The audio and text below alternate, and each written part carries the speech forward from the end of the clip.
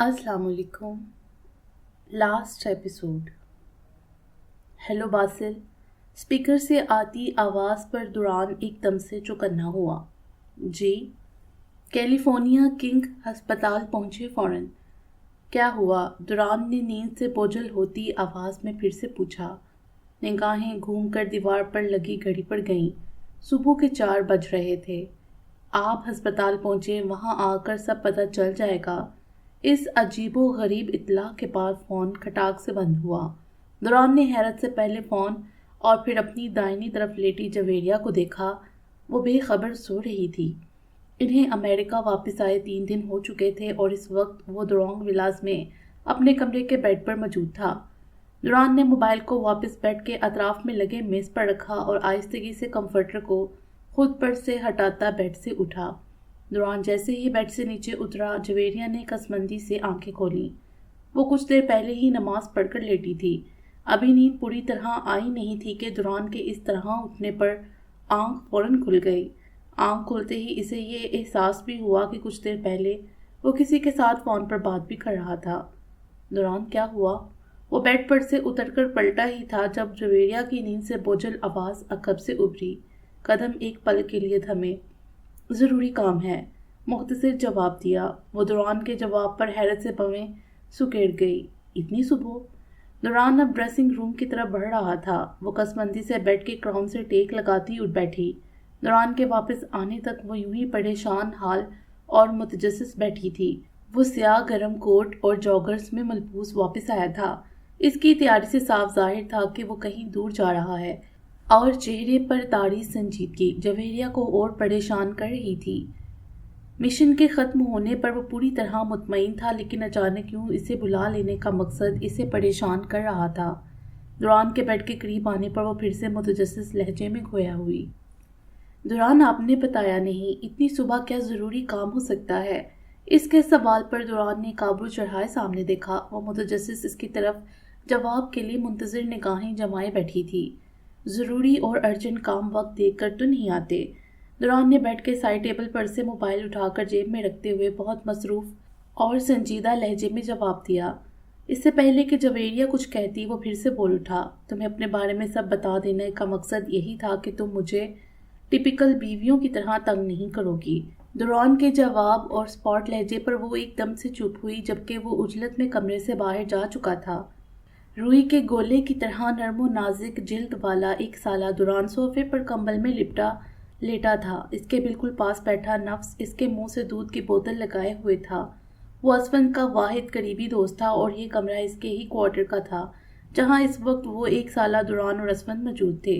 कुछ फासले पर खड़ा असफन फ़ोन का रिसीवर कान से लगाए परेशान खाल खड़ा था, जहां पिछले 2 दिन से वो दुरान को रखे हुए था। मार्टिन ने दुरान को पाकिस्तान भेजा था। वो दुरान के यूं अचानक पाकिस्तान आने पर किन्स के लिए परेशान हो गया था। वो जानता था किन्स किसी भी सूरत दुरान को यूं हमेशा के लिए और ताल्लुक ख़त्म करके इसके पास नहीं भेज सकती थी। अमेरिका से वापस आने के बाद दस्तगीर बेगम ने इसे फिर अमेरिका वापस नहीं जाने दिया था। वो नवीन की मौत से घबरा गई थी। इन्होंने 1 साल बाद ही इसकी शादी कर दी। वो अपनी ज़िंदगी और कारोबार सेट करने में ऐसा उलझा कि किन्स की तरफ से गाफिल हो गया और अब यूं अचानक दुरान के पाकिस्तान आने और किन्स की हालत के बारे में सुनकर वो बामुश्किल मार्टिन से राब्ता करने में कामयाब हुआ था। मार्टिन ने किसी आदमी के हाथ दुरान को पाकिस्तान भेजा था, जिसके साथ किन्स के दस्तखत शुदा कुछ कागजात थे और इसकी चंद तस्वीरें थी जिसमें वो किसी अस्पताल के बेड पर बीमार हालत में मौजूद थी। कागजात में साफ दर्ज था कि वो दुरान को अपनी मर्जी से असवन के हवाले कर रही है, क्योंकि वो खुद अब इसे पालना नहीं चाहती। मुझे किन से बात करनी है? आप मेरी उससे बात तो करवा सकते हैं। फ़ोन रिसीवर को कान से लगाए वो मुस्तरिब लहजे में गोया हुआ। दूसरी तरफ मार्टिन खामोश हो गया था। इसका दुरान पर यह एहसान इसी पर भारी पड़ रहा था। आप चुप क्यों हैं? कोई जवाब तो दें। वो बात करने की हालत में नहीं है। दुरान को तुम तक पहुंचा देने का मतलब ये है कि वो अब इसको मज़ीद संभाल नहीं सकती। आप कम से कम मुझे इतना तो बता सकती हैं कि वो अमेरिका के किस अस्पताल में है। मैं इससे मिलना चाहता हूँ। नहीं, मैं नहीं बता सकता हूँ। इतना एहसान बहुत है कि तुम्हारा बच्चा तुम तक पहुँच गया है। तुम अब मुझसे भी कोई राब्ता नहीं रखना, मार्टिन ने स्पॉट लहजे में कहा और फ़ोन बंद हो गया। हेलो हेलो, असफन ने बेचैनी से रिसीवर में کہتے ہوئے فون کے بٹن پر ہاتھ مارا، لیکن سب بیکار تھا۔ فون بند ہو چکا تھا۔ اسود نے فون واپس رکھا اور مایوس صورت بنائے واپس پلٹا۔ ریاض نے دوران کے منہ کو لگائی دودھ کی بوتل ایک طرف رکھی اور سوالیہ نگاہوں سے اسود کی طرف دیکھا۔ دوران لامبی پلکیں پھولے ہوئے نرم گالوں پر گرائے گہری نیند میں تھا۔ فون کاٹ دیا اس بدتمیز انسان نے، کم از کم میری کن سے بات تو کروا سکتا تھا، اسود نے دلگیر لہجے میں کہتے ہوئے بالوں کو ہاتھوں میں جگڑا۔ وہ یوں دوران کو لے کر بے حد پریشان تھا۔ دوران کی آمد نے اس کی متوازن رفتار میں چلتی زندگی میں خلل پیدا کر دیا تھا۔ گھر میں عصمت کی طلاق کو لے کر پہلے ہی بہت پریشانی چل رہی تھی، اور اب دوران کی ایسے آمد۔ وہ بالوں کو ہاتھوں میں تھامے مضطرب کھڑا تھا۔ ریاض نے اسے باغور دیکھا اور پھر سیدھا ہوا۔ تم کیوں اتنے پریشان ہوتے ہو؟ اگر اسے گھر نہیں لے جا سکتے ہو تو یتیم خانے۔ بیٹا ہے میرا، اسود نے دانت پیس کر غصے میں بات کاٹی۔ ریاض نے گہری سانس خارج کی۔ ہاں تو بیٹا ہے تو پھر لے جاؤ اسے گھر، سب کو سچ بتا دو۔ سب کو سچ بتا دینے کا مطلب پتہ کیا ہے؟ اسود نے پیشانی پر پریشانی کی لکیر ڈالے اس کی طرف دیکھا اور پھر نرم سے نگاہ دوران پر ڈالی۔ اس کا چہرہ اتنا معصوم تھا کہ اسے دیکھتے ہی پیار آ جائے۔ وہ شکل و صورت میں زیادہ کنس پر تھا۔ تم میرے گھر والوں کو نہیں جانتے، روبی مجھ سے محبت کرتی ہے، لیکن وہ ایک ضدی اور مجھے کسی صورت بھی نہ بانٹنے والی عورت ہے۔ میری بہنیں میری والدہ محترمہ پر گئی ہیں، جو کسی بھی صورت میری اس طرح دوسری عورت میں سے اولاد کو پالنے کے لیے کبھی تیار نہیں ہوں گی۔ وہ لوگ اس معصوم جان کا کیا حال کریں گے تم نہیں جانتے۔ اسود کے کھوئے سے لہجے میں صاف پریشانی جھلک رہی تھی۔ ریاض نے بھویں اچکائیں۔ پھر کیا کرو گے؟ یہ بہت چھوٹا ہے، اسے ماں یا کسی عورت کی دیکھ بھال کی ضرورت ہے۔ تم اسے کیسے اکیلے سنبھالو گے؟ ریاض نے حیرت سے سوال کیا۔ وہ خود بھی غیر شادی شدہ تھا اور ان 2 دنوں میں دوران کو سنبھالنے میں اس کی بس ہو چکی تھی۔ میں کسی اور کے حوالے نہیں کر سکتا اس کو، یہ کنس کی امانت ہے میرے پاس۔ مجھے یقین ہے وہ ایک دن ضرور اسے واپس لینے آئے گی۔ میں اپنے ہی گھر والوں کو لالچ دوں گا۔ اسود نے آہستگی سے کہتے ہوئے سر جھکا لیا۔ لالچ؟ کیسا لالچ؟ میں سب کو کہوں گا کہ یہ نوین بھائی کا بیٹا ہے۔ اگر ہم اسے پال پوس کر بڑا کریں گے تو نوین بھائی کی تمام جائیداد گھر میں ہی رہ جائے گی۔ ویسے یہ ایک طرح سے سچ ہی ہے، میں نے کنس کو ڈیورس دے دی تھی، اب اسے نوین بھائی ہی گود لینے والے تھے۔ اسود نے ہنوز جھکے سر کے ساتھ ہی اپنے اگلے لاحقہ عمل سے آگاہ کیا۔ وہ جانتا تھا دوران کو گھر میں رکھنے کا اب بس یہی ایک حل تھا۔ وہ پرسوچ نگاہیں دوران کے چہرے پر جمائے بیٹھا تھا اور ریاض اس کی باتوں کی تائید میں آہستگی سے سر ہلا رہا تھا۔ سرخ نارنجی لالی ڈوبتے سورج کے گرد آسمان کو رنگ رہی تھی اور شام کے سائے پھیل رہے تھے۔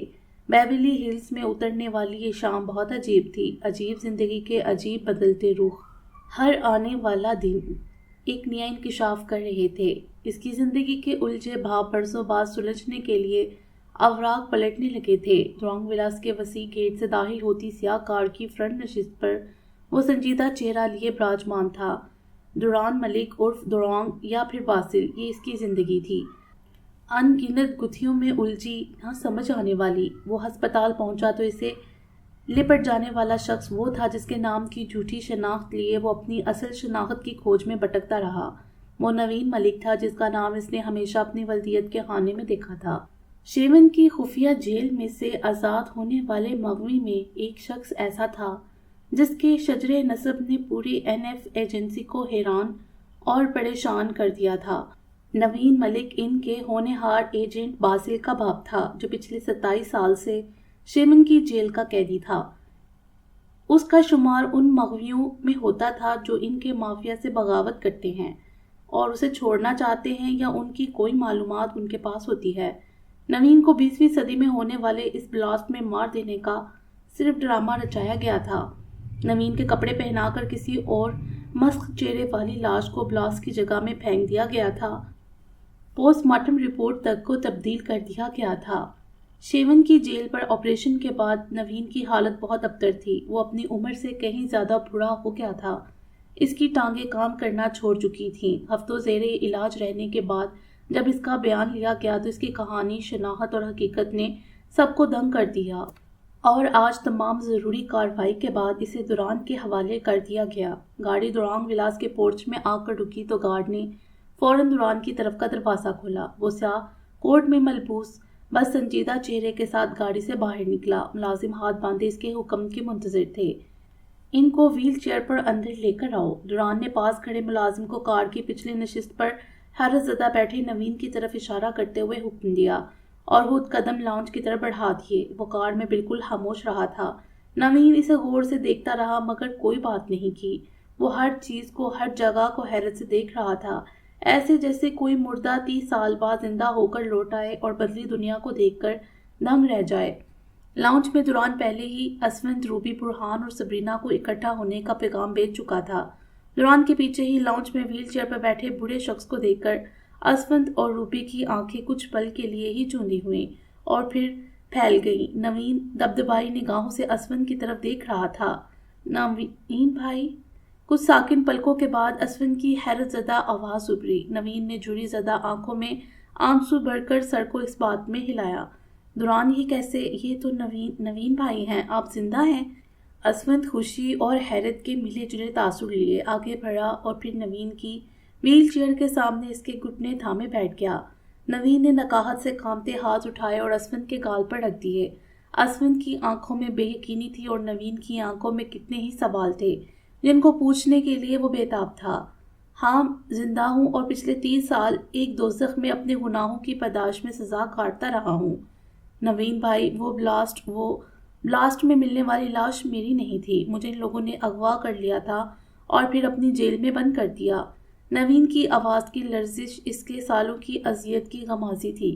وہاں موجود باقی نفوس حیرت سے آنکھیں پھاڑے سامنے کے منظر کو دیکھ رہے تھے۔ نوین ملک کا نام تو برہان اور سبرینا نے بھی سن رکھا تھا، لیکن اس وقت وہ اسفند سے کیا بات کر رہے تھے یہ ان دونوں کے علاوہ کوئی نہیں جانتا تھا۔ اسفی، کنز کہاں ہے اور یہ میرا بیٹا ہے نا؟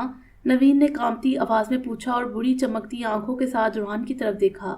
حیرت اور بے یقینی ختم ہوئی اور اسفند کو دیکھ کر یہ احساس ہوا کہ اسے ہسپتال سے یہاں تک لے کر آنے والا یہ لڑکا یقیناً وہی بچہ تھا جسے وہ اپنا نام دینے والا تھا۔ جی بھائی، یہ آپ کا بیٹا ہے، دوران نام ہے اس کا، اسفند نے پرجوش انداز میں نوین کے ہاتھ کو اپنے دونوں ہاتھوں میں لیتے ہوئے کہا۔ آنکھیں نم تھیں اور لہجے میں بے پناہ خوشی جھلک رہی تھی۔ دوران نے اسفند کے چہرے کو باغور دیکھا۔ کیا وہ نوین ملک کا بیٹا ہے؟ تو وہ اسفند ملک کا بیٹا کیسے تھا؟ ریاض اور اسفند کی وہ گفتگو، وہ سب کیا تھا؟ دوران کے ذہن کی الجھن مزید بڑھ گئی۔ پاکستان میں جب وہ نوین کی تمام جائیداد کے کاغذات کی خاطر تنگ و دو کر رہا تھا، اسی دوران اس نے اسفند اور اس کے پرانے دوست ریاض کی گفتگو سنی تھی، جس سے اسے یہ بات پتہ چلی تھی کہ وہ نوین کی نہیں بلکہ کنز اور اسفند کی اولاد ہے۔ لیکن آج نوین ملک اسے اپنا بیٹا کیوں کر کہہ رہا تھا؟ کیا وہ بھی یہ حقیقت نہیں جانتا تھا کہ وہ ان کا نہیں اسفند کا بیٹا ہے؟ اس کا دماغ گھوم رہا تھا۔ وہ نوین کا بیٹا نہیں تھا، یہ بات تو یاور چاچو کو بھی ریاض کے ذریعے ہی پتہ چلی تھی، لیکن بعد میں اسے بھی ان دونوں کی گفتگو سے ہی یہ پتہ چلا تھا کہ وہ اسفند کا بیٹا ہے، اور ایسا بیٹا ہے جسے اسفند سب سے چھپائے ہوئے ہے، کنز جیسا ہے بالکل۔ میرے پاس آؤ بیٹے۔ نوین نے لب بھینچ کر بامشکل آنسو روکے اور ہاتھ کے اشارے سے دوران کو اپنی طرف بلایا۔ مجھے تو آپ جیسا بھی لگتا ہے، اسفند نے آنسو صاف کرتے ہوئے خوشی سے کہا۔ دوران ٹرانس کی حالت میں چلتا ہوا ان تک آیا اور اسی طرح نوین کی طرف جھک گیا، جس نے جپٹ کر اسے سینے سے لگایا۔ وہ دوران کو سینے سے لگائے پھوٹ پھوٹ کر رو رہا تھا۔ وہ پاگلوں کی طرح دوران کا ماتھا، گال اور ہاتھ چوم رہا تھا۔ دوران بس ساکن سانسوں کے ساتھ اس کی جڑی ذرا چہرے پر موجود شفقت اور محبت کو دیکھ رہا تھا۔ یہ وہ شفقت تھی، یہ وہ لمس تھا جس کے لیے وہ برسوں ترستا رہا تھا۔ نوین اسے خود سے الگ کرتے ہوئے سیدھا ہوا اور پھر سے اسفند کی طرف دیکھا۔ اسفی، کنزی کہاں ہے؟ اس کی لرزش زدہ آواز میں بےتابی نمایاں تھی۔ وہ کنز کی تلاش میں نگاہیں ادھر ادھر گھما رہا تھا۔ اسے تو یہی لگ رہا تھا کہ اسفند 30 سال سے یہیں امریکہ میں تھا اور کنز بھی یہیں اس کے اور اپنے بیٹے کے ساتھ ہوگی۔ کنز؟ اسفند کی آواز کسی کنویں سے آتی ہوئی محسوس ہوئی۔ بے اختیار وہ نوین سے نگاہیں چرا گیا۔ نوین کا زرد پڑتا چہرہ اور ہاتھ کی کپکپاہٹ بڑھنے لگی۔ وہ بے یقینی سے اسفند کے چہرے کی طرف دیکھ رہا تھا۔ میں جانتا ہوں وہ کہاں ہے۔ دوران کی آواز پر دونوں نے بے ساختہ دوران کی طرف دیکھا، جو سپاٹ چہرہ لیے اپنی جگہ سے اٹھ رہا تھا۔ یہ کیسے ہوا سب؟ کیا ہسپتال کا سارا عملہ سو رہا تھا؟ مارٹن غصے میں چلایا تو سامنے کھڑے ڈاکٹر نے سر جھکا لیا۔ اس کا چہرہ غصے سے سرخ ہو رہا تھا اور پریشانی کی لکیریں ماتھے پر گہری ہو رہی تھیں۔ کنز کل رات ہسپتال سے بھاگ گئی تھی۔ مارٹن ہر رات ڈاکٹر کو پیسے دے کر کنز کو بے ہوشی کا انجیکشن لگواتا تھا اور پھر اس کے ساتھ زیادتی کرتا تھا۔ وہ یہ سب اس کے ساتھ پچھلے 5 ماہ سے کرتا آ رہا تھا۔ پہل تو اس نے بہت کوشش کی کہ کنز اس سے محبت کرنے لگے، لیکن وہ ہر وقت دوران اور نوین کے غم میں روتی رہتی تھی۔ وہ اب اس کی محبت پانے کی جدوجہد میں تھک چکا تھا۔ وہ کنز سے کبھی بے خبر نہیں تھا۔ نوین کی موت اور پھر اس کا ایک بچے کے ساتھ اکیلے رہنا اس سے کچھ بھی مخفی نہیں تھا۔ نوین کی یاد میں جب کنز شراب کھانے میں جاتی تو وہ وہاں بھی چھپ کر اسے دیکھ رہا ہوتا تھا۔ کنز کو نشے میں لگانے والا کوئی اور نہیں، وہ تھا، اور آخرکار وہ کنز کو پانے میں کامیاب ہو گیا تھا۔ وہ حسن کی ملکہ جس نے ہر بار اسے ٹھکرایا، اس کی بے تحاشا دولت کے باوجود نوین جیسے شخص کا انتخاب کیا، آج ہر طرح سے اس کی دسترس میں تھی۔ وہ اب بھی کنز سے اپنا بھیانک روپ چھپا کر رکھتا تھا۔ رات کو اسے نشہ آور انجیکشن دینے کے بعد وہ خود ڈاکٹر کے کوٹ میں اس کے کمرے میں آ جاتا تھا۔ کل رات بھی وہ ڈاکٹر کو پیسے دینے کے بعد جب اس کے کمرے میں آیا تو کنز ہوش میں تھی۔ اندھیرا ہونے کی وجہ سے وہ اسے پہچان تو نہیں سکی، لیکن چیخنے لگی۔ اس کے چلانے پر وہ وہاں سے بھاگ نکلا اور آج ہسپتال آنے پر پتہ چلا کہ وہ کل رات ہی یہاں سے بھاگ گئی تھی اور اب ڈاکٹر سے اس بات کی تفتیش کر رہا تھا۔ ہم کچھ نہیں جانتے سر، کل رات ان کی حالت تو آپ بھی جانتے ہیں، وہ صحیح سے بے ہوش نہیں ہوئی تھیں۔ آپ کے جانے کے ٹھیک 15 منٹ بعد وہ کمرے سے غائب ہو گئیں اور اپنی جگہ بے ہوش نرس کو لٹا گئیں۔ ڈاکٹر اسے ساری کارروائی سے آگاہ کر رہا تھا اور وہ پیشانی پر ہاتھ مسلتا پریشان حال کھڑا تھا۔ ہم نے بہت کوشش کی تلاش کرنے کی، دراصل وہ اپنا انجیکشن نرس کو لگا کر ان کا لباس تبدیل کر کے یہاں سے نکل گئیں۔ بہت بہت برا ہوا کنز، تم مجھ سے نہیں بچ سکتی، آخر کیسے رہ سکو گی ایسے؟ وہ دانت پیستے ہوئے خود سے سرگوشی کر رہا تھا۔ کنز کو وہ نشے کا اتنا عادی کر چکا تھا کہ اس کا نشے کے بنا رہنا ناممکن تھا۔ وہ نشے میں بھی خود سے غافل نہیں تھی کہ خود کے ساتھ ہونے والی زیادتی اور تبدیلیوں کو پہچان نہ سکتی۔ وہ حمل سے تھی، لیکن یہاں ہسپتال میں اس حالت میں اس کے ساتھ یہ سب کیسے ہو سکتا تھا؟ یہی بات اسے پریشان کرنے لگی اور اس رات اس نے رات کو لگنے والے انجیکشن کو خود کو لگنے نہیں دیا، بلکہ زبردستی نرس کو لگا دیا اور اسے بیڈ کے نیچے چھپا دیا۔ رات کو جب مارٹن ڈاکٹر کا روپ دھار کر اس کے کمرے میں آیا تو اس پر ساری حقیقت کھل گئی۔ اس کے چلانے پر بھی اس کی مدد کے لیے کوئی نہیں آیا۔ مارٹن کے بھاگنے کے بعد وہ وہاں نہیں رکی تھی۔ نرس کو اپنی جگہ لٹا کر وہ وہاں سے بھاگ گئی تھی۔ وہ نیلے شفاف آسمان کی طرف نگاہ اٹھائے ہوئے تھی۔ بری بے جان آنکھیں آسمان پر اڑتے پرندوں کو دیکھ رہی تھیں۔ ایک قطار میں لگے درختوں سے آگے شفاف پانی کی جھیل تھی اور جھیل کے سامنے لگے لکڑی کے ایک بینچ پر وہ بیٹھی تھی، سفید میکسی کے اوپر سفید گرم شال کو کندھوں پر ڈالے، گود میں کتاب دڑے جس پر انگریزی زبان میں لکھے سنہری حروف دی ہولی قرآن سیاہ جلد پر واضح تھے۔ اس کا سفید گداز ہلکی جڑیوں والا ایک ہاتھ کتاب پر دھرا تھا۔ وہ کنز پارکر تھی، ایک طویل تکلیف دہ عمر گزارنے والی عورت۔ نہ جانے کتنی ہی بار اس نے خود کو ختم کرنے کی کوشش کی، اپنی ہی بیٹی کا گلا دبا دینے کی کوشش کی، لیکن زندگی پتہ نہیں کیوں اسے بیزار نہیں ہوئی تھی جیسے وہ زندگی سے بیزار تھی۔ اس رات جب وہ ہسپتال سے بھاگی وہ کچھ نہیں جانتی تھی وہ اب کہاں جائے گی۔ دنیا سے بھروسہ جیسے اٹھ گیا تھا۔ وہ چھپتی چھپاتی کنجان شہر میں آ گئی تھی۔ یہاں ایک چھوٹے سے کیفے میں ملازمت کے بعد اس نے کرائے پر ایک گھر لیا۔ معمولی تنخواہ پر بمشکل وہ اپنے کھانے اور نشے کو پورا کرتی تھی، اور پھر جیسیکا اس دنیا میں آ گئی۔ اس کے آنے کے بعد وہ عجیب کشمکش کا شکار ہو گئی، نہ اس بچی کو پھینک سکتی تھی اور نہ اسے پیار کر سکتی تھی۔ وہ روتی تھی، چیختی تھی، چلاتی تھی۔ اسی طرح سال گزرتے گئے۔ جیسیکا اور اس کا نشہ ایک ساتھ بڑے ہو گئے۔ اس کی حالت بد سے بدتر ہوتی گئی۔ ایک دن اچانک جیسیکا نے اسے ایک بہت بڑے ہسپتال میں بھیج دیا۔ یہاں آ کر سب بدلنے لگا۔ آہستہ آہستہ وہ ہوش میں آنے لگی، لیکن وہ اندر سے پرسکون نہیں تھی۔ جیسے جیسے اس کا علاج ہوا وہ خود کو سنبھالنے لگی اور سکون کی تلاش میں مختلف کتابیں پڑھنے لگی۔ انہی کتابوں میں سے ایک کتاب نے اسے پرسکون کر دیا۔ وہ جب بھی اس کو پڑھتی روح پر لگے زخم پڑنے لگتے۔ وہ اب ویسی نہیں رہی تھی، لیکن وہ اب اللہ کے سوا کسی سے بات نہیں کرتی تھی، خاموش رہتی تھی اور آسمان کو تکتی رہتی تھی۔ جیسیکا کے لیے بھی اس کے دل سے نفرت ختم ہو چکی تھی، لیکن اس کے آنے پر وہ خاموش رہتی تھی، اب تو ایک ماہ سے اوپر ہو گیا تھا وہ بھی ملنے نہیں آئی تھی۔ کنزی، عقب سے آتی آواز پر اس کے جسم کے سارے رونگٹے کھڑے ہوئے۔ یہ آواز، وہ کیسے اس آواز کو بھول سکتی تھی؟ وہ حیرت سے پلٹی اور سامنے کے منظر کو دیکھ کر ششد رہ گئی۔ ویل چیئر پر بیٹھا شخص نوین تھا۔ اس کے پیچھے ایک جوان لڑکا کھڑا تھا جس کو دیکھتے ہی اس کے دل کی دھڑکن تھم گئی تھی۔ کنزی، نوین نے کانپتی آواز سے پھر سے پکارا۔ وہ حیرت سے آنکھیں کھولے مجسم کھڑی تھی۔ کیا وہ مر چکی ہے؟ اور جیسے اللہ نے اس کتاب میں فرمایا ہے کہ مرنے کے بعد ایک جنت ہے، کیا وہ جنت میں ہے؟ لیکن وہ تو مسلمان نہیں ہے۔ بے یقینی تھی، عقل دنگ تھی، جسم کے رونگٹے کھڑے تھے، ریڑھ کی ہڈی میں سنسناہٹ تھی، چشمے میں بری ہوتی آنکھیں پلک نہیں جھپک رہی تھیں۔ کیا ویل چیئر پر بیٹھا شخص اس کا نوین تھا اور اس کے پیچھے کھڑا لڑکا اس کا بیٹا تھا؟ وہ کانپتے وجود کے ساتھ آگے بڑھی اور بے اختیار ویل چیئر کے سامنے دوزانوں بیٹھ گئی۔ کانپتے ہاتھوں سے نوین کے چہرے کو تھام لیا۔ وہ اس کے ہر نقش کو چھو رہی تھی۔ آنکھیں اب بھی حیرت سے پھٹی ہوئی تھیں، پتلیاں ساکن تھیں۔ ہاں، میں نوین ہوں، تمہارا نوین۔ نوین نے بے اختیار اس کے چہرے کو اپنے دونوں ہاتھوں میں تھام لیا۔ وہ جیسے سالوں بعد محرک ہونے والے مجسمے کی طرح تڑپ کر نوین کے سینے سے جا لگی۔ عجیب لمحہ تھا، خواب جیسا، معجزے جیسا۔ برسوں سے بچھڑے وہ ایک دوسرے سے مل گئے تھے، تو یہ وہ وجہ تھی کہ وہ آج تک زندہ تھی۔ اللہ اسے یہ دکھانا چاہتا تھا کہ وہ آزمائش ختم کرتا ہے، وہ جب چاہے زندگی کا رخ بدل سکتا ہے، سب اس کے کن کے اختیار میں ہے۔ کنز، دوران سے نہیں ملو گی؟ نوین کی سرگوشی پر اس نے سر اوپر اٹھایا۔ ایک اور خوشی، ایک اور دھچکا۔ ہاں، نوین کے پیچھے کھڑا لڑکا اس کا بیٹا تھا۔ وہ ایک جھٹکے سے تڑپ کر اپنی جگہ سے اٹھی، لیکن اس سے پہلے کہ وہ دوران کے پاس آتی، دوران نے ویل چیئر کے ہاتھوں کو چھوڑا اور لمبے لمبے ڈگ بڑھتا واپس پلٹ گیا۔ دوران، دوران، وہ چیخ رہی تھی۔ کچھ دور کھڑا اسفند، جو یہ سارا منظر دیکھ رہا تھا، بھاگتا ہوا دوران کے پیچھے لپکا۔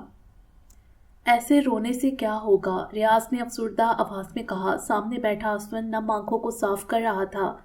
دوران پر ہوتے ظلم پر وہ اپنے احساسات صرف ریاض پر ظاہر کرتا تھا۔ آج بھی وہ ان کے گھر کے مہمان خانے میں بیٹھا تھا۔ نہیں دیکھ سکتا اس پہ یہ ظلم، بیٹا ہے میرا، میرا خون۔ چھپ چھپ کر راتوں کو اس کو پیار کرتا ہوں کہ کہیں کوئی مجھے دیکھ نہ لے اور کسی کو شک نہ ہو جائے۔ تو سچ کیوں نہیں بتا دیتے سب کو؟ سچ بتا دوں گا تو جو تھوڑا بہت رحم اس پر کرتے ہیں وہ بھی نہیں کریں گے۔ ایک طوفان آ جائے گا۔ میں رشتوں میں پھنس گیا ہوں، سمجھ نہیں آتا کیا کروں۔ اب یاور اڑ گیا ہے کہ وہ روبی کی بہن کے ساتھ شادی نہیں کرے گا۔ اسفند نے پیشانی پر ہاتھ مسلتے ہوئے اپنی ساری الجھنیں بیان کی۔ باہر یاور بے دہانی میں مہمان خانے کی طرف آ رہا تھا اور مہمان خانے میں آتی آواز پر قدم وہیں تھم گئے۔ اگر ان سب کو پتہ چل گیا کہ یہ نوین کا بیٹا نہیں ہے تو؟ دسمبر کی ٹھٹھرتی رات اور شکاگو کی سڑکوں پر جمی برف اسے اب ہر انسان اور اس کائنات کی ہر چیز بے حس لگتی تھی۔ خون خوار بھیڑیے، بے حس بے رحم۔ کنز کانپتی ہوئی فون بوتھ میں داخل ہوئی اور ریسیور کو کان سے لگاتے ہی ٹھک ٹھک سے بٹن دباتے ہوئے نمبر ملایا۔ کیلیفورنیا میں ہسپتال سے بھاگ آنے کے بعد شکاگو میں آج سے تیسرا ہفتہ تھا۔ وہ یہاں آ تو گئی تھی، لیکن جب یہ پتہ چلا، یہ سنتے ہی اس نے خود کو ختم کرنے کی کہ اس کا حمل اب 4 ماہ کا ہو چکا ہے اور اسے اس بچے کو دنیا میں لانا ہی پڑے گا، پہلی کوشش کی تھی لیکن ناکام رہی۔ جس عورت نے اسے چلتی ٹرین کے آگے کودنے سے بچایا وہ بھی اسی کی طرح اکیلی اور بے آسرا تھی۔ اسی کے توسط سے اسے ایک چھوٹے سے کیفے میں ملازمت مل گئی اور رہائش کا انتظام بھی ہو گیا تھا۔ ایک چھوٹے سے کمرے اور کچن پر مشتمل ایک کوارٹر اسے مناسب کرائے پر مل گیا تھا، لیکن اس کی پیشگی قیمت ادا کرنے کے لیے اس کے پاس پیسے نہیں تھے۔ مارٹن سے اب وہ کسی قسم کا کوئی رابطہ نہیں رکھنا چاہتی تھی۔ مارٹن کے علاوہ کیلیفورنیا میں اس کی واحد دوست ایلی ہی بچتی تھی۔ ایلا اس کی بہت پرانی دوست تھی۔ وہ ایک ساتھ بہت لمبے عرصے تک ایک جگہ ملازمت بھی کرتی رہی تھیں، لیکن پھر نوین سے شادی کے بعد وہ ایلا اور مارٹن دونوں سے کم ہی رابطے میں رہی تھی۔ ایلا کے ساتھ اس کی آخری ملاقات ہسپتال میں ہوئی تھی جب وہ مارٹن کے ساتھ اس کی خبر گیری کو آئی تھی۔ ایلا کے گھر کے فون پر گھنٹی جا رہی تھی اور وہ اپنے کوٹ میں سمٹی اس کے فون اٹھانے کی منتظر تھی۔ ہیلو، ایلا کی آواز ریسیور سے ابھری۔ کنز نے جلدی سے خشک ہوتے لبوں کو آپس میں ملایا اور پھر منہ کھولا۔ سفید بھاپ منہ سے نکل کر فون بوتھ کے شیشوں پر چپک گئے۔ ایلا، کیسی ہو تم؟ میں کنز بات کر رہی ہوں۔ سرخ ہوتی ناک، سوزش زدہ آنکھیں اور زرد چہرہ وہ اب کچھ سال پہلے والی کنز پارکر نہیں رہی تھی۔ ایک مرجائے پھول کی طرح بے حال۔ کنس تم کہاں ہو مارٹن؟ ایلا اس کی آواز سنتے ہی حیرت زدہ لہجے میں ایک ہی سانس میں تیزی سے گویا ہوئی۔ اس سے پہلے کہ وہ اسے بتاتی کہ مارٹن اسے تلاش کرتا ہوا اس کے پاس آیا تھا، کنس نے سرایت سے اس کی بات کاٹ دی۔ ایلا پلیز مارٹن کو میرے بارے میں کچھ مت بتانا۔ کنس کیا ہوا؟ پریشان لگ رہی ہو۔ اس کے حیرت سے کیے گئے سوال پر وہ روتے ہوئے خود پر کیے گئے ظلم کے بارے میں بتاتی چلی گئی کہ کیسے اسے علاج کے دھوکے میں زیادتی کا نشانہ بنایا گیا اور کیسے وہ ہسپتال سے بھاگ کر یہاں پہنچی۔ اوہ، اسی لیے وہ کیفے میں بھی کتنی بار چکر لگا چکا ہے اور میرے گھر پر بھی آ چکا ہے۔ ایلا اسے میرے بارے میں کچھ مت بتانا اور نہ ہی اس سارے قصے کے بارے میں کچھ بتانا۔ وہ ڈاکٹر ضرور مارٹن کا دوست ہے اور مجھے شک ہے مارٹن اس سب میں شامل ہے۔ بس تم میری کچھ مدد کر دو۔ میں نے یہاں ایک گھر کرائے پر لیا ہے جس کے لیے مجھے ابھی پیشگی کچھ رقم ادا کرنی ہے۔ تم مجھے پیسے بھیج دو۔ میری پہلی تنخواہ آتے ہی میں تمہیں یہ سارے پیسے لوٹا دوں گی۔ وہ بے چارگی سے التجا کر رہی تھی۔ بے بسی اس کے لہجے کی لرزی سے صاف ظاہر تھی۔ وہ لڑکی جسے نوین نے اپنی حیثیت سے بڑھ کر دے رکھا تھا اور شہزادیوں کی طرح رکھا تھا، آج پیسے کی محتاج تھی۔ ایلا نے دکھ سے تھوک نکلا اور گہری سانس لی۔ تم فکر مت کرو، مجھے پتہ بتاؤ، میں تمہیں پیسے بھیجتی ہوں۔ شکریہ، اور یاد رکھنا مارٹن کو میرے بارے میں بالکل مت بتانا، لیکن ہاں اگر اسون نامی کوئی شخص کبھی مجھے ڈھونڈتا ہوا تم تک پہنچے تو اسے میرے بارے میں ضرور بتا دینا۔ ایک معہوم سی امید تھی کہ اسون کبھی اسے تلاش کرتا ہوا ضرور آئے گا۔ ٹھیک ہے، پریشان مت ہو، مجھے پتہ لکھواؤ۔ ہاں لکھو۔ برف سے ڈھکتے فون بوتھ میں وہ ایلا کو اپنا پتہ لکھوا رہی تھی، اس بات سے بالکل انجان کہ اسون تو نہیں، لیکن 25 سال بعد اس کا بیٹا اسے تلاش کرتا ہوا ضرور ایلا تک پہنچے گا۔ جبڑوں کو سختی سے بنچے سرخ چہرے کے ساتھ لمبے لمبے ڈگ بڑھتا وہ اولڈ ہوم کی سیاہ ہوڈی اور جینز میں ملبوس راہداری کو عبور کرتا ہوا گیٹ سے باہر آ چکا تھا۔ قدم من بھاری ہوتے اٹھ رہے تھے۔ پیچھے سے آتی پکار اس کی ماں کی تھی۔ دل میں ابھرتی ٹھیسیں آنکھوں میں مرچوں جیسی جلن پیدا کرنے لگی تھیں۔ سفید پتلی پر سرخ داریاں اس کے اندر ہونے والی ٹوٹ پھوٹ کی غمازی تھیں۔ وہ قدم قدم آگے بڑھتا ہوا یہ جانتا تھا اسون اس کے پیچھے ہے، لیکن آج وہ ضبط کی آخری سیڑھی سے لڑکھڑا کر گر چکا تھا۔ کتنے ہی پرانے زخم کھڑے ہو چکے تھے۔ وہ دوران تھا، دورانگ تھا یا پھر باسل، لیکن وہ ایک بیٹا تھا اور وہ عورت اس کی ماں۔ ایسا بیٹا جس کے دل میں محرومیوں کے بہت سے زخم تھے اور کچھ تو اتنے برس گزرنے کے بعد اب نسور بن چکے تھے۔ دوران رکو، ایسے کہاں جا رہے ہو؟ دوران میری بات سنو۔ اسون کے بگڑے تنفس والی پکار اس کے عقب سے گونج رہی تھی۔ وہ جتنا تیز چل سکتا تھا چل رہا تھا۔ دوران کار کے پاس پہنچ چکا تھا۔ وہ لوگ یہاں 2 کاروں میں آئے تھے۔ دوران کی کار آگے تھی اور اسون نوین کے ہمراہ اپنی کار میں اس کے پیچھے تھا۔ وہ ان لوگوں کو یہاں تک پہنچانے ہی آیا تھا اور اب کنس کو یوں اپنے سامنے دیکھ کر جہاں دل شدت غم سے پھٹ رہا تھا وہاں سارے زخم بے تازہ ہو گئے۔ وہ مزید وہاں نہیں رک سکتا تھا اور کنس کو تو کسی صورت معاف نہیں کر سکتا تھا۔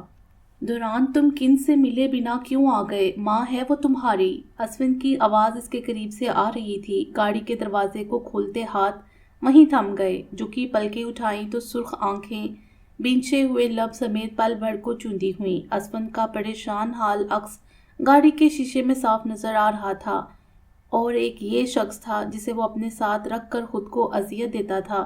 اس سے رشتہ عجیب تھا۔ بچپن سے لے کر اب تک اس کی شخصیت میں وہ الجھ جاتا تھا۔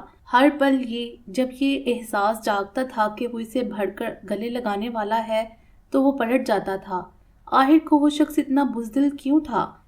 اگر اس کے لیے دل میں محبت تھی تو وہ ظاہر کیوں نہیں کرتا تھا؟ وہ ایک جھٹکے سے پلٹا۔ جانتا ہوں وہ میری ماں ہے اور یہ بھی جانتا ہوں آپ میرے باپ ہیں۔ گراہٹ میں برسوں سے دبی نفرت واضح تھی۔ اس کی بھاری آواز، تنی ہوئی کنپٹی اور منہ سے نکلے الفاظ نے اسون کا وجود مجسم کر دیا۔ وہ اسون کی ساکن آنکھوں میں آنکھیں ڈالے بہت سے حساب مانگ رہا تھا۔ دوران کو لے کر اسون کے خدشات سب درست تھے تو وہ سب جان چکا تھا۔ شک تو یقین میں اسی دن بدل گیا تھا جب اس نے بتایا کہ وہ جانتا ہے کنس کہاں ہے، اور اب خاموشی سے اس کے اندر سے پھٹتے لاوے کو دیکھنے کا وقت تھا۔ وہ ایسی ماں ہے جس نے خود سے الگ کیا اور آپ کے حوالے کر دیا، اور آپ ایسے باپ ہیں جس نے چھت تو دی لیکن نہ شفقت دی اور نہ ہی اپنا نام۔ تم جانتے ہو سب۔ بہت دور سے آتی دھیمی سرگوشی تھی۔ ہاں میں سب جانتا ہوں، اور آج سے نہیں بہت عرصے سے جانتا ہوں۔ آپ کو اپنے ساتھ رکھنا صرف اس احسان کا بدلہ اتارنے کے لیے جو آپ نے مجھے بچپن سے لے کر جوانی تک چھت دے کر کیا۔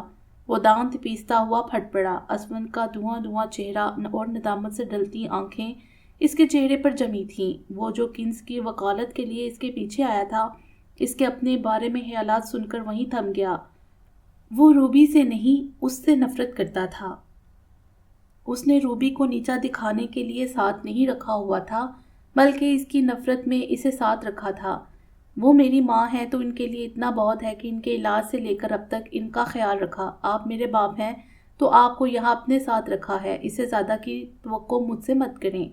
وہ اسون کو نفرت امیز نگاہوں سے دیکھتا زہر آلودہ جملے ادا کر رہا تھا، وہ زہر جو برسوں سے اس کے اندر کرواہٹ بڑھتا رہا تھا۔ بیٹا کبھی کبھی جو سامنے نظر آتا ہے حقیقت وہ نہیں ہوتی، حقیقت بہت مختلف ہوتی ہے، ایسی ہوتی ہے جسے ہماری عقل تسلیم نہیں کرتی۔ یہ نوین کی آواز تھی۔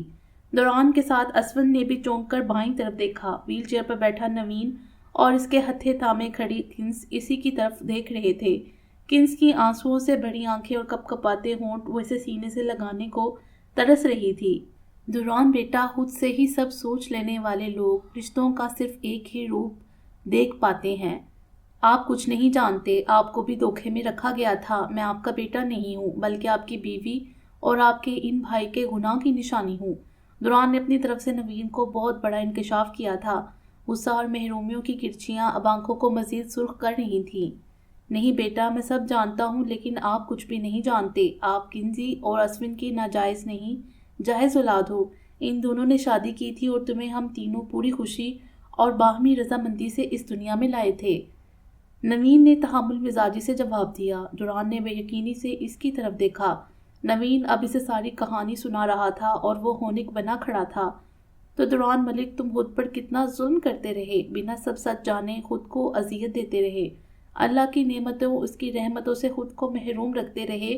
نوین نے گہری سانس لے کر ماضی کی اس عجیب و غریب کہانی کا اختتام کیا اور دوران کی طرف دیکھا۔ اور پھر ایک دن قسمت کے ستم ظرفی نے سب الٹ پلٹ دیا۔ تم سمجھ رہے ہو کنس نے تمہیں خود سے الگ کیا، غلط ہے یہ۔ تم سمجھ رہے ہو اسون نے جان بوجھ کر تمہیں محبت، شفقت اور نام نہیں دیا، یہ بھی غلط ہے۔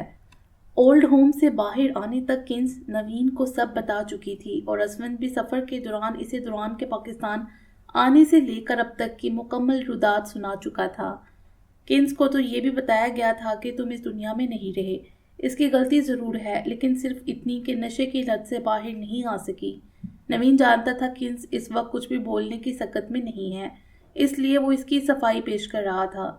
دوران تو ابھی بے یقینی سے نوین کی طرف ہی دیکھ رہا تھا جب کنس ویل چیئر کے ہتھے چھوڑ کر آگے بڑھی۔ آنکھوں سے بہتے آنسو اور تر ہوتے گالوں سمیت وہ دوران کے بالکل سامنے آن کھڑی ہوئی۔ سرخ و سفید رنگت والی عمر کی اس دہلیز پر بھی وہ دلکش خاتون اس کی ماں تھی۔ چمکتی آنکھیں اور اس کے دل و دماغ میں دوران کی محبت وہ ان کو جھٹلا کیسے سکتا تھا، جن کی صرف سوچ ہی نہیں جسم کا رواں رواں دوران کے لیے محبت کا ثبوت پیش کر رہا تھا۔ مجھے معاف کر دو بیٹا، بہت سزا کاٹ چکی ہوں اور سزا مت دو۔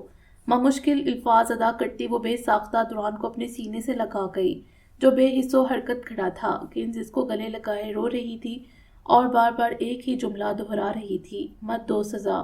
وہ اس کی ماں تھی، وہ روتے ہوئے اسے اپنی ساری بے تابیاں سنا رہی تھی۔ وہ اسے کتنا یاد کرتی تھی، اس کے لیے کتنا روتی تھی، جبکہ وہ ایک بے جان پتلے کی مانند کھڑا تھا، حیران، بے یقین۔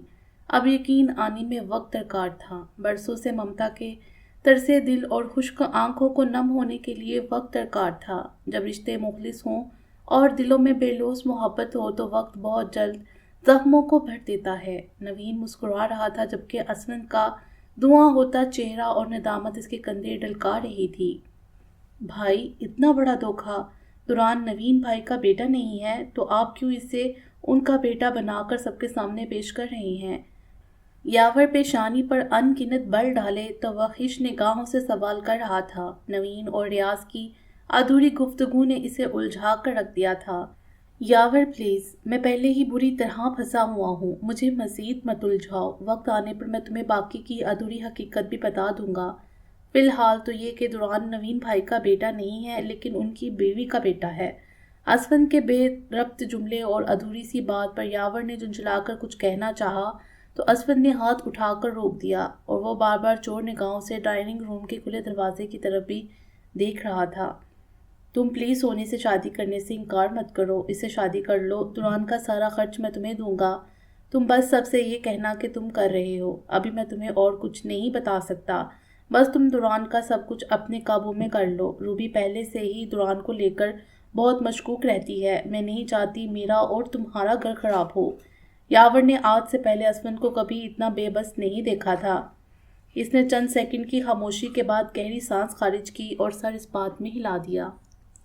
روشن صبح بیورلی ہلز کی خوبصورتی کو چار چاند لگا رہی تھی۔ درونگ ولاس میں کتنے عرصے بعد ایسے جاندار دن کا آغاز ہو رہا تھا۔ بہت سی آوازیں اور کہکوں کے جلد رنگ ڈائننگ ہال سے لے کر لاؤنج میں گونج رہے تھے۔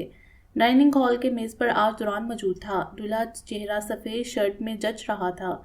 چمکتے مسکراتے چہرے اور برسوں کے بچھڑے رشتے ایک ہو کر بیٹھے تھے۔ جیسیکا کنز کے ساتھ والی نشست پر بیٹھی تھی، وہ بھی کل رات سے یہاں آ گئی تھی۔ دوران کے ساتھ ساتھ اسے بھی اب جا کر ماں ملی تھی۔ کنز نے اپنے دونوں بچوں سے اپنی کوتاہیوں کی معافی مانگی اور سینے سے لگایا۔ اس وقت نوین، انل، دوران اور جویریہ سب ایک ساتھ ناشتے کی میز پر موجود تھے۔ یہ سارا اہتمام جویریہ کے مرحوم منت تھا۔ روزین کے ساتھ مل کر اس نے خود ناشتہ تیار کیا تھا اور اب وہی سب کو ان کے کمروں سے نکال کر لائی تھی۔ بس اب روبی، اسفند، سبرینا اور برخان کا انتظار تھا۔ وہ مسکراتی ہوئی دوران کی بغل میں بیٹھی بار بار اس کے پرسکون چہرے کو دیکھ کر سرشار ہو رہی۔ سرخ میکسی میں ملبوس تھی، وہ سب کے ساتھ یوں مسکراتا ہوا اسے بھی پرسکون کر رہا تھا۔ تم روبی ہو نا؟ سبرینا اور اسفند شرمندہ سے ڈائننگ ہال کنز کی پرجوش آواز پر سب نے ایک ساتھ مڑ کر پیچھے دیکھا۔ روبی برخان کے داخلی دروازے میں کھڑے تھے۔ کنز خوش دلی سے اپنی جگہ سے اٹھی اور روبی کی طرف بڑھی۔ وہ رات کو جب درونگ ولاس پہنچے تھے بہت دیر ہو چکی تھی اور رات کو کنز جیسیکا اور دوران کے ساتھ اپنے کمرے میں چلی گئی تھی۔ خوش دلی سے مسکراتی چند قدموں کا فاصلہ طے کرنے کے بعد وہ روبی کے سامنے کھڑی تھی، جس کے اترے چہرے سے بے نیاز اس نے پرجوش ہو کر اس کے ہاتھوں کو اپنے ہاتھ میں لیا۔ میں تمہاری بہت شکر گزار ہوں روبی، تم نے میرے بیٹے کی پرورش کی، اسے ایک اچھا اور کامیاب انسان بنایا۔ کنز انگریزی زبان میں شائستگی سے اس کا شکریہ ادا کر رہی تھی۔ یہ وہ ہاتھ ہے جس سے کبھی تم نے میرے چھوٹے سے دوران کو کھانا کھلایا ہوگا، اس کو سلایا ہوگا۔ کنز نے اس کے دونوں ہاتھوں کو اوپر کیا اور عقیدت سے لبوں سے لگایا۔ روبی نے سٹپٹا کر نگاہیں چڑھائیں، کتنے ہی منظر نگاہوں کے سامنے سے گزر گئے۔ اس نے ان ہاتھوں سے دوران کو کھانا تو کبھی نہیں کھلایا تھا، ہاں البتہ اس معصوم کے گالوں پر تماچے ضرور لگائے تھے۔ اس کی ماں جو آج عقیدت سے اس کے ہاتھ چوم رہی تھی، اگر کہیں اسے پتہ چل جائے کہ وہ کیا سلوک کرتی تھی اس کے چھوٹے سے دوران کے ساتھ، تو ہاتھ پکڑ کر اس گھر سے باہر دھکا دے آئے۔ کتنے شفاق ہوتے ہیں ہم لوگ، یتیم بچوں کے ساتھ بنا کسی خوف کے برا سلوک کر جاتے ہیں، اور یہ بات کیوں بھول جاتے ہیں کہ چاہے اس دنیا میں نہیں لیکن کیا پتہ روز قیامت اللہ ان معصوم بچوں کے والدین سے ہمارا سامنا کرا دے اور وہ ہمارا گریبان تھام کر اپنے جگر گوشوں پر کیے گئے ظلموں کا سوال کرنے لگیں۔ روبی کی ریڑھ کی ہڈی میں خوف کی سنسناہٹ دوڑ گئی۔ ایک پل کو لگا اگر یہاں کنز اس کا گریبان تھامے کھڑی ہوتی اور اسے دوران پر کیے گئے ہر ظلم کا حساب مانگ رہی ہوتی تو کیسا منظر ہوتا۔ ایک لمحے کے لیے دل کیا زمین پھٹے اور وہ اس میں سما جائے۔ میں تمہارے احسانوں کا بدلہ چاہوں بھی تو نہیں اتار سکتی۔ دوران آج اس مقام پر ہے، شاید میری تربیت سے کبھی یہاں نہیں پہنچ پاتا۔ کنز شکر گزار لہجے میں اس کے ہاتھ تھامے کھڑی تھی۔ روبی نے دھواں چہرہ مزید جھکایا اور پھر ایک دم سے اوپر اٹھایا۔ مجھے معاف کر دو کنز، جو سب تم سمجھ رہی ہو میں نے ایسا کچھ بھی نہیں کیا، میں اتنی ظرف والی عورت نہیں تھی، میں نے بہت دکھ اور تکلیفیں دی ہیں تمہارے بیٹے کو۔ ندامت بڑا لہجہ اور شرمندگی سے ڈھلکتی پلکیں۔ کنز کے مسکراتے چہرے پر حیرت کے تاثرات ابھرے۔ نفی میں سر ہلاتے ہوئے اس نے پھر سے روبی کے ہاتھوں کو تھاما۔ ایسا مت کہو روبی، میرے دل میں تمہاری بہت عزت اور مقام ہے۔ ایک ماں کے لیے اس کے بیٹے کی دیکھ بھال کرنے والی عورت سے بڑھ کر اور کون سی عورت عظیم ہو سکتی ہے؟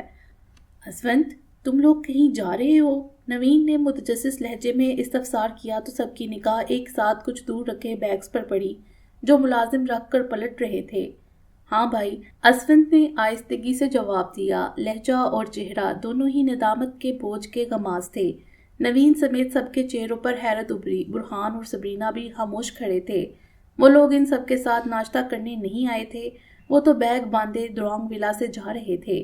لیکن کیوں؟ ہم دونوں سے زیادہ تم دونوں کا حق ہے دوران پر، ایسے کیسے چھوڑ کر جا رہے ہو؟ نہیں بھائی، ہم نے دوران کو ہمیشہ تکلیفوں اور پریشانیوں کے علاوہ کچھ نہیں دیا ہے۔ میں باپ ہوتے ہوئے بھی اس پر ہوتے ظلم پر خاموشی اختیار کرتا رہا، خود غرض بنا رہا، اپنی بیوی سے ڈرتا رہا۔ اسفند سر چکائے ندامت سے اپنی کوتاہیوں کا اعتراف کر رہا تھا۔ دوران نے لب بھینچ کر میز کے سہارے کو چھوڑا اور کرسی کی پشت سے ٹیک لگائی۔ جویریہ مسلسل اس کی طرف دیکھ رہی تھی، جانتا تھا وہ اب کیا چاہتی ہے۔ کل ساری رات بھی وہ اسے یہی سب سمجھاتی رہی تھی۔ وہ اب جویریہ کی طرف بھی نہیں دیکھ رہا تھا۔ انل فوراً اپنی جگہ سے اٹھ چکا تھا۔ دوران کی میرے لیے نفرت بجا ہے، اب مزید میرا یہاں رکنا ٹھیک نہیں۔ اس کا خاندان مکمل ہو چکا ہے، میں نہیں چاہتا ہم تینوں کو دیکھ کر وہ اب بھی اپنے کڑوے ماضی کو یاد کرتا رہے۔ سب لوگ ہمدن گوش تھے اور اسفند کی ندامت بڑی آواز پورے لاؤنج میں گونج رہی تھی۔ سب لوگ اب بھاری بھاری دوران کی طرف دیکھ رہے تھے، جو سپاٹ چہرہ لیے پلکے گرائے بیٹھا تھا۔ کچھ دیر پہلے والی مسکراہٹ اب لبوں سے غائب تھی۔ ہم نے اسے کیا دینا تھا جتنا اس نے ہمیں ان پچھلے 7 سالوں میں دیا؟ میری بیوی اور بیٹے نے تو اب تک اس کی زندگی میں صرف پریشانیوں کا اضافہ کیا ہے۔ اسفند نے بات مکمل کی اور پھیکی سی مسکراہٹ چہرے پر سجائے رخ موڑا۔ اس سے پہلے کہ وہ قدم آگے بڑھاتا ہے، دوران کی آواز نے قدم روک دیے۔ وہ اپنی جگہ سے اٹھ کر چلتا ہوا اسفند کے سامنے آن کھڑا ہوا۔ سب کچھ کہہ گئے آپ، اپنے سارے گناہ بھی قبول کر لیے، میری زندگی سے بھی نکلنے کا فیصلہ کر لیا، لیکن مجھے گلے لگا کر بیٹا نہیں کہا۔ اسفند نے ندامت سے جھکا سر چونک کر اوپر اٹھایا۔ دوران کے لہجے میں نہ تو نفرت تھی، نہ ہی تلخی، ہاں ہلکی سی نمی اور شکوہ ضرور تھا۔ میں تو برسوں سے اس پل کے انتظار میں ہی رہا کہ کب آپ وہ کرنے کی ہمت کریں گے جو آپ سوچتے ہیں۔ اسفند کے حیران چہرے پر نگاہیں جمائے کہتا وہ زخمی سا مسکرایا تو اسفند نے بے ساختہ اسے اپنی باہوں میں بھینچ لیا۔ کتنی ہی آنکھیں ایک ساتھ نم ہوئی تھیں اور لب مسکرا اٹھے تھے۔ اسفند آج اپنے برسوں کے پیار کو اس پر لٹا رہا تھا، کبھی اس کے ہاتھ چوم رہا تھا تو کبھی اس کا ماتھا۔ سرخ لباس میں ملبوس وہ نم آنکھوں کے کونوں کو صاف کرتی ایک گہری سانس لے گئی۔ یہ تھا وہ دوران جس کو دیکھنے کے لیے برسوں پہلے اس نے خواب دیکھا تھا، ایک مکمل اور نارمل انسان۔ کہیں نہیں جا رہے ہیں آپ، اور نہ آپ کی فیملی۔ درانگ ولا صرف میرا نہیں ہے، آپ کا بھی گھر ہے، وہ اسفند کے سینے سے لگا کہہ رہا تھا اور اسفند نم آنکھیں بند کیے جذب کے عالم میں مسکرا اٹھا۔ تاروں سے بھرے آسمان تلے درانگ ولاس کے لان میں دلکش سما تھا۔ 2 تقریبات ایک ساتھ تھیں، نوین اور کنزا کا نکاح، ساتھ انل اور جیسیکا کی نسبت۔ انل جیسیکا سے شادی پاکستان جا کر اپنی فیملی کے ساتھ مل کر کرنا چاہتا تھا، اس لیے یہاں صرف نسبت طے کی تھی۔ برہان سب کے ساتھ ہنستا مسکرا رہا تھا۔ کنز پارکر نے اسلام قبول کر لیا تھا اور اسلامی نام کنزا رکھا تھا۔ روبی، اسفند، سبرینا دلوں کی کدورتیں مکمل ختم کر چکے تھے۔ کھلتے مسکراتے چہرے نفرتوں اور حسد سے پاک تھے۔ انل سیاہ کوٹ میں ملبوس بھرپور مسکراہٹ لبوں پر سجائے کچھ دور کھڑی جیسیکا کو محبت سے دیکھ رہا تھا، جو کسی اور کو اپنے ہاتھ میں موجود نسبت کی انگوٹھی دکھاتے ہوئے ہنس رہی تھی۔ چاندنی رنگ جل ملاتی میکسی میں وہ بے حد حسین لگ رہی تھی۔ وہ یوں ہی محبت پاش نگاہوں میں جیسیکا کا سراپا نگاہوں میں سمائے مسکرا رہا تھا جب اچانک کان کے پاس دوران کی روبدار آواز ابھری، پتہ ہے نا کون ہے وہ؟ اس کا چہرہ ایسے ہی مسکراتا رہنا چاہیے۔ وہ جو جیسیکا کو محبت سے دیکھنے میں مگن تھا سٹ پٹا کر پلٹا۔ دوران مسکراہٹ دبائے جویریہ کے ساتھ اس کے بالکل پیچھے کھڑا تھا۔ جویریہ بھی لبوں پر ہاتھ رکھے شرارت سے مسکرا رہی تھی۔ وہ دونوں شاید کافی دیر سے اس کے پیچھے کھڑے اسی کو دیکھ رہے تھے۔ انل جنپ کر ہجل ہوا۔ دوران سیاہ کرتے میں ملبوس تھا تو وہ نیلی ساڑی میں نفاست سے تیار اس کے ساتھ کھڑی جچ رہی تھی۔ انل نے اپنی کیفیت پر قابو پا کر مصنوعی سنجیدگی طاری کی اور فوراً جویریہ کی طرف اشارہ کیا۔ تمہیں پتہ ہے یہ کون ہے؟ اس کا چہرہ بھی ایسے ہی مسکراتا رہنا چاہیے۔ انل کے ترکی با ترکی جواب پر جویریہ کھلکھلا اٹھی، جبکہ دوران نے مصنوعی تیوری چڑھائی۔ ٹانگ اوپر رکھنے کے لیے فوراً میری بیوی کو بہن بنا لیا؟ واہ، فوراً نہیں بنایا، میری بلڈنگ میں رہنے والی ہر لڑکی میری بہن ہی تھی، اور جویریہ تو ویسے بھی بہت خاص ہے کیونکہ وہ میرے جگر کی بیوی ہے، انل نے محبت سے مسکراتے ہوئے کہا اور آنکھ کا کونا دبایا۔ ایسے کیا رشتہ ہے اس کے ساتھ میرا؟ میں ان ایموشنل ڈائیلاگ سے پگھلنے والا نہیں ہوں۔ وہ کیا کہتے ہیں؟ دوران نے ٹھوڑی پر ہاتھ رکھے بویں اچکا کر جویریہ کی طرف دیکھا جو ان دونوں کی باتوں سے لطف اٹھاتی ہنس رہی تھی۔ سالہ لگے آپ انل بھائی کے۔ رشتہ ہے یا گالی؟ دوران نے کابرو چڑھائے پوچھا تو جویریہ کے ساتھ انل بھی بھرپور کہکا لگا گیا۔ رشتہ ہی ہے، جویریہ نے بمشکل ہنسی پر قابو پا کر جواب دیا۔ دوران نے لب بھینچ کر مصنوعی سنجیدگی طاری کی۔ تو انل یوسف جی، بچپن میں تمہیں مارنے سے بچانے کا یہ واحد نقصان ہوا مجھے کہ آج میری بہن کے شوہر اور میں تمہارا سالہ بن گیا۔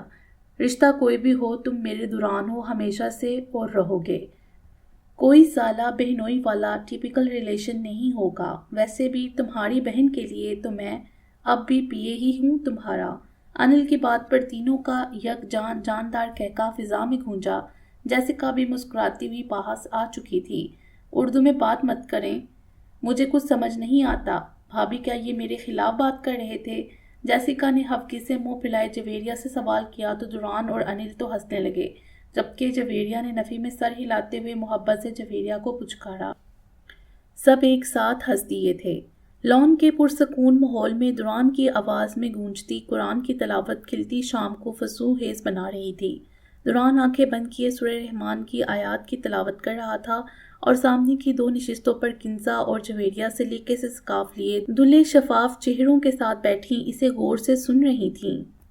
پچھلے 6 ماہ سے وہ دونوں دوران سے قرآن کی تلاوت و تلفظ کی ادائیگی سیکھ رہی تھیں اور آج شام بھی دونوں نے دوران کو فارغ دیکھ کر قابو میں کر لیا تھا۔ دوران نے آیات ختم کرنے کے بعد آنکھیں کھولیں اور کنزا کی طرف دیکھا۔ انہوں نے اسی آیات کی تلاوت بہت خوبصورتی سے کی۔ دوران نے گردن گھما کر جویریہ کی طرف رخ کیا۔ اس نے گلا صاف کیا اور آیات کی تلاوت شروع کی۔ دوران کی پیشانی پر شکن نمودار ہوئے اور چہرے زاویے غصے کی تاثرات میں تبدیل ہو گئے۔ وہ تیسری بار وہی غلطی دہرا رہی تھی۔ ایک مخصوص لفظ کی ادائیگی پر آ کر وہ ہر بار وہی غلطی کر رہی تھی۔ پھر وہی غلطی، دھیان کہاں ہے تمہارا؟ ماما کی طرح ادا کرو جیسے وہ کر رہی ہیں۔ دوران نے اس دفعہ ڈپٹ کر کہا تو وہ انہماک سے تلاوت کر رہی تھی سہم کر رکی اور پھر روحانی صورت بنائے اس کی طرف دیکھا جو غصے سے پیشانی پر بل ڈالے اسے ڈانٹ رہا تھا۔ دوران ڈانٹو مت، کوشش تو کر رہی ہوں۔ ہاں کوشش کر رہی ہو، 1 گھنٹہ ہو گیا تلفظ درست ہو کے نہیں دے رہا۔ دوران آرام سے بات کرو۔ کنزا نے دوران کی سختی کو دیکھتے ہوئے گھور کر تنبیہ کی۔ جویریہ ایک دم سے اپنی جگہ سے اٹھی۔ ماما آپ پڑھ لیں، مجھے ان سے نہیں پڑھنا، میں کل آپ سے پڑھ لوں گی، بھاری ہوتی آواز میں کہہ کر وہ بنا دوران کی طرف دیکھے قرآن کو سینے سے لگائے آگے بڑھی، جبکہ وہ دونوں ہاتھ کو ہوا میں اٹھائے گہری سانس لے کر کرسی کی پشت سے ٹیک لگا گیا۔ دوران یہ غلط ہے بیٹا، پڑھاتے ہوئے غصہ کنٹرول میں رکھا کرو۔ چلو میں بھی جا رہی ہوں، تم مناؤ جا کر اسے۔ کنزا ہفگے سے گھورتی ہوئی اپنی جگہ سے اٹھی۔ دوران نے ایک آنکھ بند کیے چہرے کا زاویہ بدلا۔ مجھے منانا دنیا کا سب سے مشکل کام لگتا ہے۔ ہاں وہ اس لیے کہ وہ کبھی ناراض نہیں ہوتی، بہت اچھی لڑکی ہے اور تم بالکل اپنے باپ جیسے لاپرواہ۔ اٹھو اور فوراً جاؤ اسے مناؤ۔ کنزا صحیح کہہ رہی تھی، اس نے کچھ زیادہ ہی ڈانٹ دیا اور اب خود بھی احساس ہو رہا تھا۔ عام طور پر وہ اس کے یوں ڈانٹ دینے اور کبھی کبھار غصہ کرنے پر ناراض نہیں ہوتی تھی، لیکن کبھی وہ ہو بھی جاتی تھی۔ آپ بہت ایموشنل کر رہی ہیں۔ اوکے جا رہا ہوں منانے۔ دوران ایک جھٹکے سے کرسی کے بازوؤں پر وزن ڈالے اپنی جگہ سے اٹھا تو کنزا سر کو تعصب میں ہلاتی مسکراتی۔ دوران جیسے ہی کمرے کا دروازہ کھول کر داخل ہوا تو وہ جو بیڈ کے کراؤن سے ٹیک لگائے اپنی مخصوص جگہ پر روحان سی بیٹھی تھی فوراً غصے سے سائیڈ میں سے کتاب اٹھا کر گود میں دھر لی۔ اس کے حفاظ سے انداز پر وہ مسکراہٹ دباتا ہوا چند سیکنڈ میں ہی اس کے سر پر کھڑا تھا۔ کچھ پل اس کی مانگ کو گھورتے رہنے کے بعد اس کے سامنے براجمان ہوا اور ہاتھ بڑھا کر اس کی گود میں کھلی کتاب بند کر دی۔ جویریہ نے غصے سے لب بھینچے اور پھر سے کتاب کھول لی۔ دوران نے پھر سے بند کی تو اس نے غصے سے چہرہ اوپر اٹھایا۔ کیا ہے تو بہت پیار، لیکن کیا تم ایسے بات کرو گی مجھ سے؟ آپ چاہیں جیسے بھی بات کریں۔ خفا لہجے میں ہلکی سی لرزش ابھری۔ میں تو شروع سے ہی ایسا ہوں، تمہیں ایسے ہی دوران سے پیار ہوا تھا، لیکن تم تو ایسی نہیں تھی۔ دوران نے محبت سے اس کے خفا چہرے کو ٹھوڑی سے پکڑ کر سیدھا کیا۔ بڑی بڑی سیاہ آنکھوں میں چمکتے آنسو دل محسوس گئے۔ قرآن پڑھاتے ہوئے مت ڈانٹا کریں، بڑے ناز سے کہا اور اس کے گال کو چھوتے ہاتھ کو ہفکی سے نیچے کیا۔ ٹھیک ہے، نہیں ڈانٹا کروں گا، اس کی جگہ سزا دے دیا کروں گا، ٹھیک ہے؟ دوران شرارت سے کہتا ہوا قریب ہوا تو وہ کندھے پر ہاتھ رکھے پیچھے کرتے ہوئے مسکرا دی۔ جی نہیں، یہ بات غلط ہے، دونوں میں سے ایک کام تو ہوگا، ڈانٹ نہیں سہ سکتی تو پھر سزا۔ دوران نے مبہم سی مسکراہٹ چھپاتے ہوئے کہا تو وہ پل بھر میں ہی ہفکی پلائے مسکرا دی۔ بس اتنا سا ناراض ہی تو ہو پائی تھی وہ۔ درانگ ولاس کے لان میں 4 سالہ حالہ کے رونے کی آواز گونج رہی تھی۔ وہ اپنے گھٹنے کے بہتے خون کو دیکھ کر بل بل آنسو بہا رہی تھی۔ وہ سائیکل سے نیچے گر کر گھٹنے پر چوٹ لگوا چکی تھی۔ قریب بیٹھی جویریہ اس کے آنسو صاف کرتے ہوئے مسلسل اسے سمجھا رہی تھی۔ 6 سالہ حدید دوران اس کے قریب کھڑا تھا اور سوئمنگ پول کے پاس دوران لیپ ٹاپ پر کام میں مصروف تھا۔ حالہ بیٹے، بہت معمولی چوٹ ہے، روتے نہیں ہیں، بہادر بنو۔ روتے تو لڑکے نہیں ماما، لڑکیاں تو ہر بات پہ روتی ہیں، اس لیے لڑکے بہادر ہوتے ہیں، یہ بہادر نہیں بن سکتی۔ پاس کھڑے حدید کی بات پر جویریہ نے چونک کر اس کی طرف دیکھا، ماتھے پر بل ڈالے سوال کیا۔ آپ کو کس نے یہ بات سکھائی بیٹے؟ اسون دادا، نوین دادا سب یہی کہتے ہیں، لڑکے نہیں روتے وہ بہادر ہوتے ہیں، صرف لڑکیاں روتی ہیں۔ غلط، بالکل غلط، لڑکے بھی روتے ہیں، ان کو بھی رونا آ سکتا ہے۔ لڑکوں کی بہادری نہ رونے میں نہیں بلکہ کسی کو نہ رلانے میں ہے۔ کسی کمزور کو تکلیف نہیں دینی چاہیے، جیسے کہ کسی بھی لڑکی کی آنکھ میں آپ کی وجہ سے کبھی آنسو نہیں آئے۔ اصل بہادری یہ ہے۔ جویریہ نے ٹھہر ٹھہر کر اپنی بات مکمل کی تو حدید نے الجھ کر انگلی گال پر رکھ لی۔ ماما، سب سے بہادر تو میرے بابا ہیں، کیا وہ بھی روئے ہیں کبھی؟ ہاں، بابا بھی روئے تھے۔ کب ماما؟ جب ان کی وجہ سے ماما کی آنکھ میں آنسو آئے تھے۔ وہ محبت سے سمجھاتے ہوئے مسکرا دی، جبکہ حدید چمکتی آنکھوں کے ساتھ سر کو اس بات میں ہلا گیا۔ اس کے لیے بہادری اب نہ رونے میں نہیں، نہ رلانے میں تھی۔ اس کے موبائل کی گھنٹی پر وہ فون کان سے لگاتی اپنی جگہ سے اٹھی، جبکہ حدید اب اپنی بہن کے آنسو صاف کر رہا تھا۔ ہیلو؟ فون کان سے لگائے وہ ایک طرف ہوئی۔ نمبر دیکھ کر ہی اندازہ ہو گیا تھا فون کہاں سے آیا ہے۔ مسز باسل، اگلے مشن کے لیے باسل نے آپ کو ساتھ لانے سے منع کر دیا ہے۔ فون میں سے بھاری آواز ابھری۔ جویریہ نے آنکھوں کو سکیڑ کر دور لیپ ٹاپ پر کام کرتے دوران کی طرف دیکھا اور پھر مسکرائی۔ چلیں پھر ان سے ملاقات مشن پر ہی ہوگی۔ ختم شد۔ امید ہے آپ کو یہ ناول پسند آیا ہوگا۔ ہمارے چینل کو سبسکرائب کریں اور بیل آئیکن کو پریس کر دیں ہمارے چینل کی لیٹسٹ اپڈیٹس حاصل کرنے کے لیے۔ شکریہ۔